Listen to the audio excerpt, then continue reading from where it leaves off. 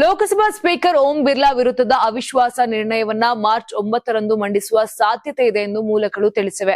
ಓಂ ಬಿರ್ಲಾ ಅವರನ್ನ ಲೋಕಸಭಾ ಸ್ಪೀಕರ್ ಹುದ್ದೆಯಿಂದ ಪದಚ್ಯುತಗೊಳಿಸುವ ಪ್ರಕ್ರಿಯೆಯನ್ನ ವಿರೋಧ ಪಕ್ಷಗಳು ಆರಂಭಿಸಿರುವಂತೆಯೇ ಈ ಬೆಳವಣಿಗೆ ಸಂಭವಿಸಿದೆ.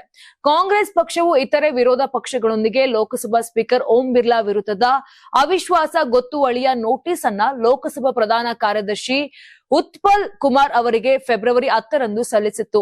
ಓಂ ಬಿರ್ಲಾ ವಿರುದ್ಧ ಪಕ್ಷಪಾತಿ ಆರೋಪ ಹೊರಿಸಿರುವ ವಿಪಕ್ಷಗಳು ಕಲಾಪಗಳಲ್ಲಿ ಆಡಳಿತ ಪಕ್ಷಕ್ಕೆ ಉದ್ದೇಶಪೂರ್ವಕವಾಗಿ ಅನುಕೂಲಕರ ವಾತಾವರಣವನ್ನ ನಿರ್ಮಿಸಿಕೊಡುತ್ತಿದ್ದಾರೆ ಎಂದು ಗಂಭೀರ ಆರೋಪ ಮಾಡಿವೆ.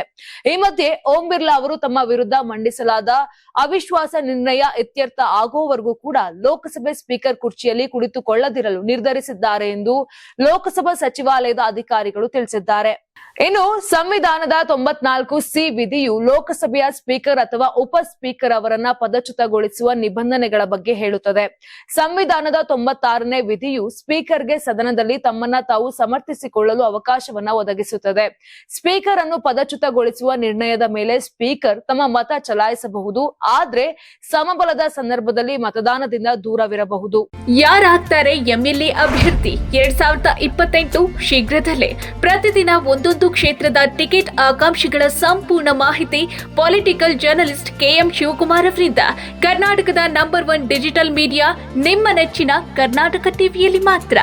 ನೀವು ಸಣ್ಣ ಆಗ್ಬೇಕಲ್ವಾ? ಅದು ಒಂದು ಉತ್ತಮ ಆಹಾರದಿಂದ ಸಣ್ಣ ಆಗ್ಬೇಕಲ್ವಾ? ಪ್ರತಿದಿನ ನಮ್ಮ ಜೀನಿ ಸ್ಲಿಮ್ ನ ಯೂಸ್ ಮಾಡಿ ಯಾವುದೇ ಸೈಡ್ ಎಫೆಕ್ಟ್ ಇಲ್ದಂಗೆ ನೀವು ಸಣ್ಣ ಆಗ್ತೀರಾ.